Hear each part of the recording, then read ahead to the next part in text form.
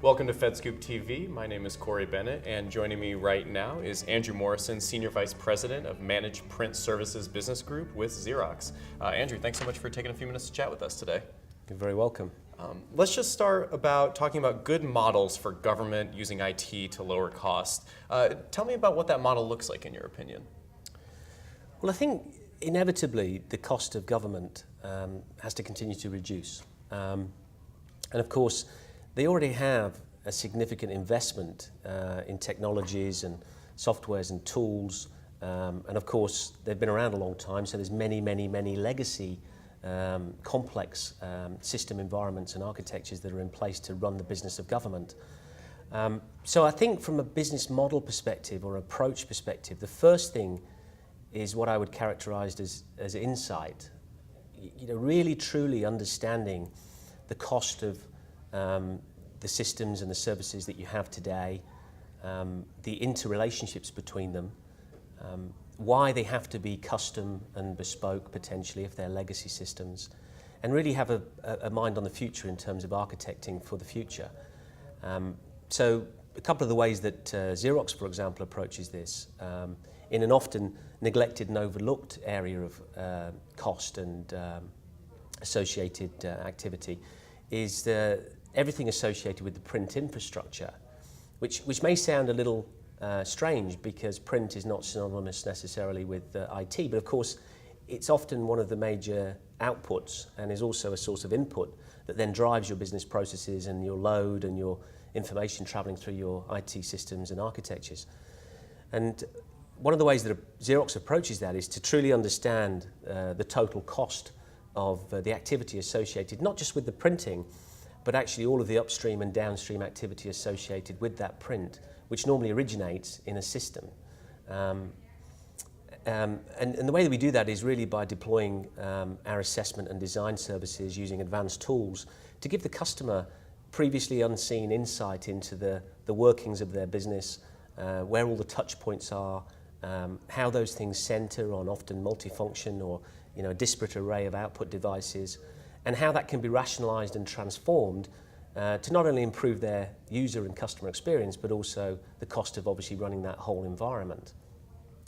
The next stage, of course, is then to change actually the consumption of that and how it's used. And one way to do that is to actually think about the context of output and documents in all of their forms, whether it's paper or digital, so that when they're being designed and developed, they seamlessly travel through those environments in the most efficient and effective and low-cost way, using as few network ports and as few devices and as few MIPS of data as they possibly can.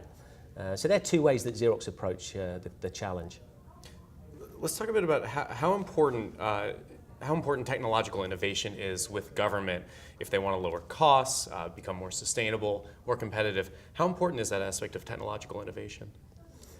Well, I think it's absolutely essential. As I said, the cost of government continues to have to come down. The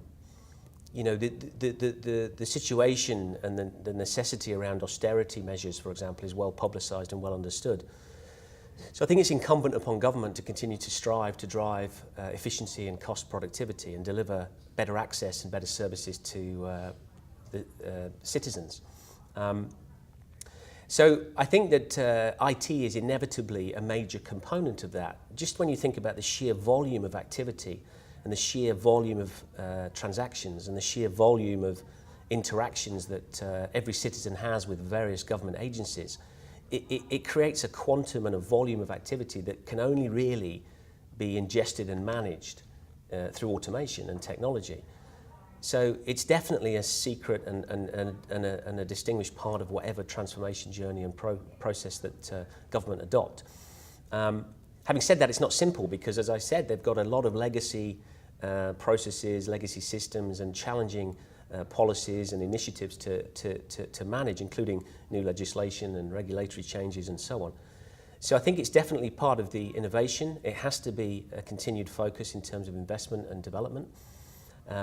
I personally think that some of the bigger challenges, though, are not so much the ability of technology to deal with any eventuality, but the ability for organizations to reprocess and re-engineer and introduce a different culture and a different approach inside their actual business so that their demands of IT are more consistent, more configured, able to access and use some of the newer technologies in a more consistent and coherent way.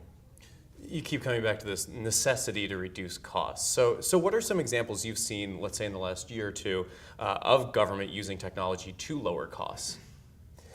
Well, I think in the case of specific examples that I've been involved with Xerox, there are probably two that I would call out.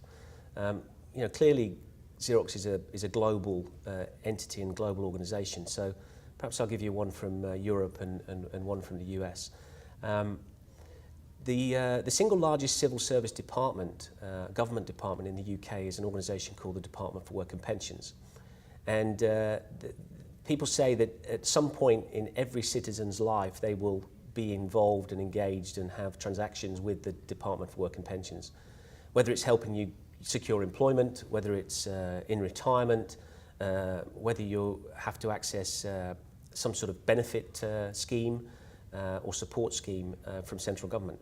So you can imagine that the sheer scale and size of the activity they're involved in is enormous. And as a result, over the years, their infrastructure has been accretive and layer upon layer upon layer of complexity, process, technology solutions, and of course print and the associated infrastructure. So we work very closely with the Department for Work and Pensions to really understand and assess in great detail what we referred to as their document supply chain, so that we understood all of the inputs and all of the outputs, how we could communicate more effectively with their customers, and how we could simplify and tailor the messaging so that the customers received pertinent information rather than overwhelming volumes of information.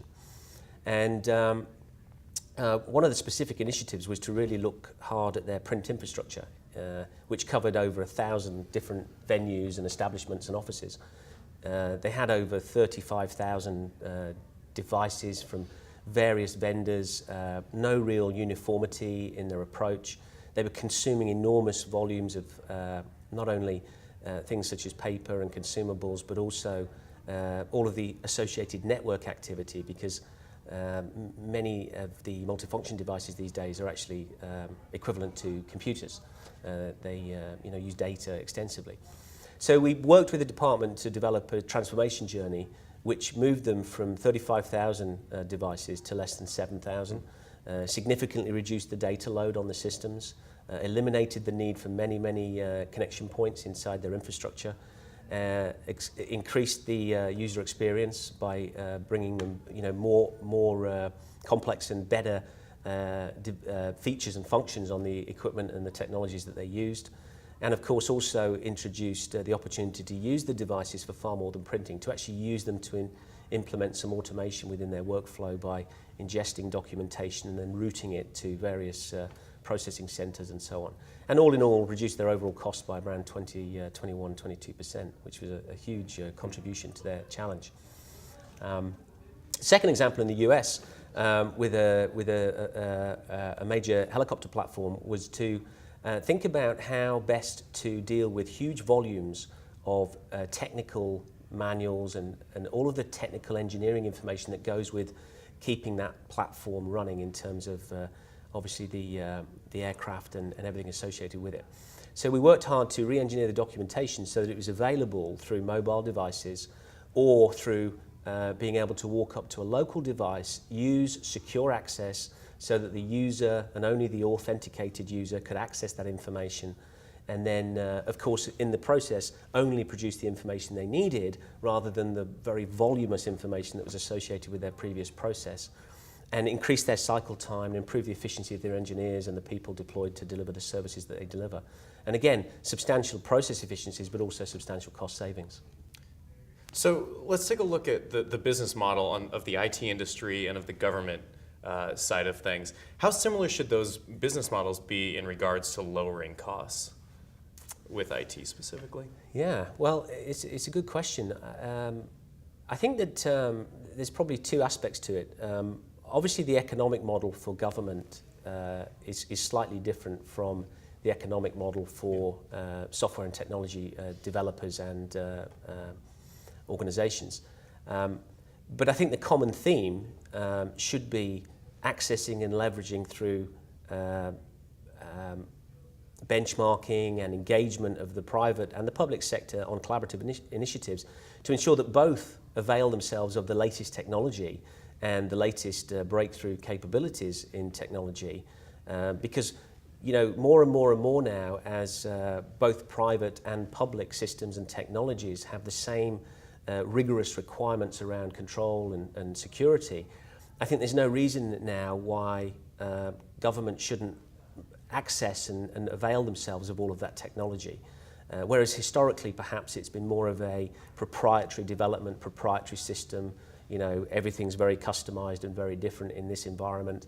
I think the world's changed. I think that now government needs to access much of the latest technology, which tends to come from innovative, private companies. But of course, the way that they develop return on investment for those models is very different. With government, the more people they serve, the more cost associated. Whereas in the private sector, of course, it's more of a sort of utility model where the more that the infrastructure is leveraged, then the lower the cost of that activity can become for the end users in terms of the more of a retail type of environment. Well, Andrew, very interesting. Thanks so much. That about wraps it up. Thanks for joining us today. My pleasure. Thank you for having me. Once again, I'm Corey Bennett for FedScoop TV.